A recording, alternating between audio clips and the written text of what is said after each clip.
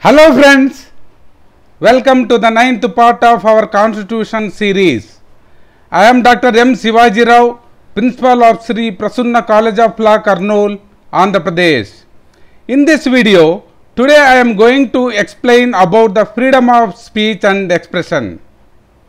Please consider subscribing to get notified for more videos on Indian Constitution.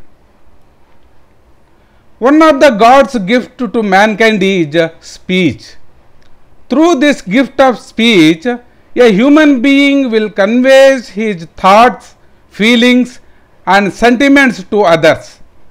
By birth, a person gets this right of freedom of speech and expression as a basic and natural right. Survival of a human being without freedoms is not a life. That is why every democratic country will ensure many freedoms, mainly freedom of speech and expression to their citizens. In the preamble, we the people of India declare to secure liberty of thought and expression to all the citizens. This liberty is reflecting in Article 19(1)(a), which is enumerated as a fundamental right. There are 6 freedoms under Article 19. The freedom of speech and expression is a backbone of all 6 freedoms. Article 19(1)(a) of the Constitution says that all the citizens have the right to freedom of speech and expression. Meaning and scope. Freedom of speech and expression means the right to express one's own convictions and opinions freely through mouth, writing, drawing, printing, picturing, sculpturing or any other mode. It includes the expression of one's ideas through any communicable medium or visible representation such as gesture, sign and the like. This right is available to citizens only. The freedoms guaranteed under Article 19 are available only to citizens and not to an alien or a foreigner. A foreigner, since he is not a citizen of India and therefore he cannot claim a right under Article 19. Similarly, a corporation or a company also cannot claim a right under Article 19 because they are not natural persons. Citizens under Article 19 mean only natural persons and not legal persons. But the shareholders of a company can claim the rights guaranteed by under Article 19 if by the state action the rights of the company as well as of the shareholders is impaired. The fundamental rights of shareholders as citizens are not lost when they associate to form a company. In Maneka Gandhi vs. Union of India case, the Supreme Court held that there are no geographical limitations to freedom of speech and expression guaranteed under Article 19(1)(a) and this freedom is exercisable and available not only in India but also outside. Freedom of speech and expression includes freedom of silence. In the famous national anthem case, that is Bijoy Emmanuel vs. State of Kerala, the Supreme Court has held that no person can be compelled to sing the national anthem if he has genuine conscientious objections based on his religious faith.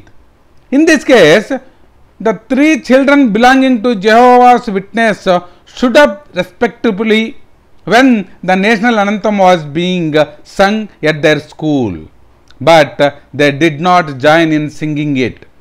They refused to sing the national anthem as according to them it was against their religious faith, which does not permit them to join in any rituals except in their prayer to Jehovah their God. Then they were expelled from the school for refusing to sing the national anthem. They challenged the validity of their expulsion before the Kerala High Court, which upheld their expulsion as valid on the ground that it was their fundamental duty to sing the national anthem. On appeal, the Supreme Court held that there was no law under which their fundamental right guaranteed under Article 19(1)(a) could be curtailed. The right under this article can only be regulated by law and on the grounds mentioned in the Constitution and not by executive instructions. Further, the Supreme Court said the three children did not commit any offence under the Prevention of Insults to National Honour Act 1971 because they stood up respectfully when the national anthem was being sung. Accordingly, it was held that the children's expulsion from the school was a violation of their fundamental right guaranteed under Article 19(1)(a), which also included the freedom of silence. Next, coming to freedom of press. This expression includes freedom of press.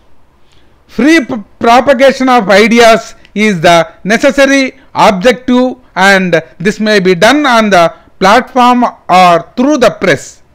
Unlike in the American Constitution, Article 19(1)(a) of the Indian Constitution does not expressly mention the freedom of the press, but it has been held that freedom of the press is included in the freedom of speech and expression. The judiciary, through different cases, widened the scope of Article 19(1)(a). The freedom of speech and expression includes liberty to propagate not one's views only. It also includes the right to propagate or publish or broadcast the views of other people. Otherwise, this freedom would not include the freedom of press. In R. Rajagopal versus State of Tamil Nadu case, the Supreme Court has held that the government has no authority in law to impose a prior restraint upon publication of defamatory material against its officials.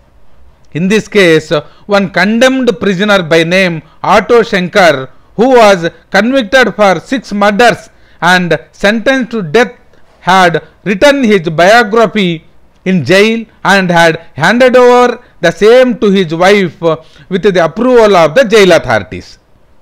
He requested her wife to hand over the same to his advocate with a request to publish it in the Tamil Nadu weekly magazine Nakkiran. The petitioner, who is the editor of the magazine, announced that very soon the magazine would be coming out with the serial publication of the sensational life history of Auto Shankar. This announcement sent shock waves among several police and prison officials who were afraid that their links with the condemned prisoner Auto Shankar would be exposed.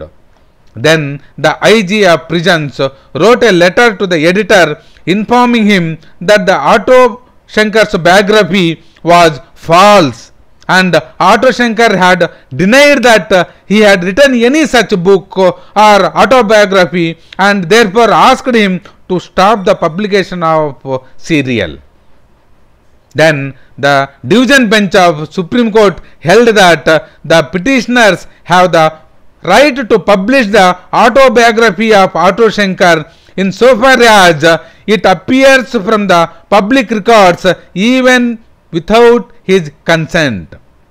Further, the court said that the state and its officials who apprehend that they may be defamed cannot impose prior restraint upon the publication of the alleged biography.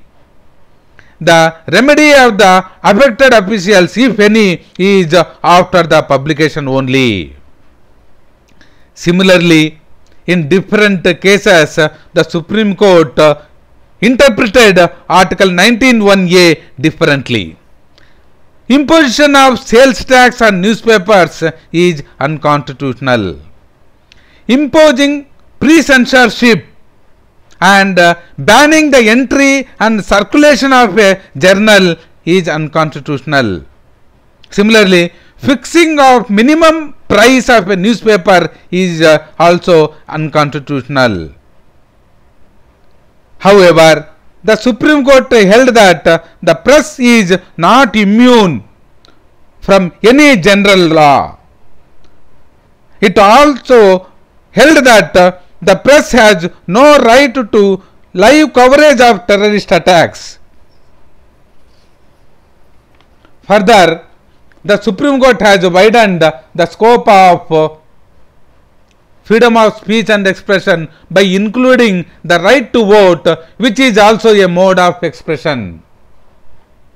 This right is most important because democracy works well only if the people have the right to express their opinions on any political parties by way of casting their vote.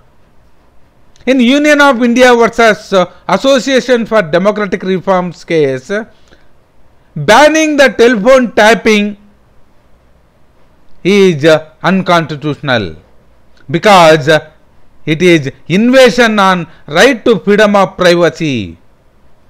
Similarly, in People's Union for Civil Liberties case, similarly, the Supreme Court banned the call for holding Bandh as illegal and unconstitutional, being violative of fundamental rights of citizens.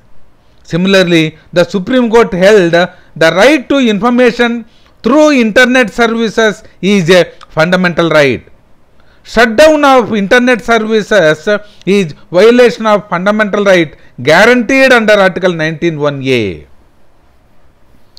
Next, coming to the reasonable restrictions under Article 19(2).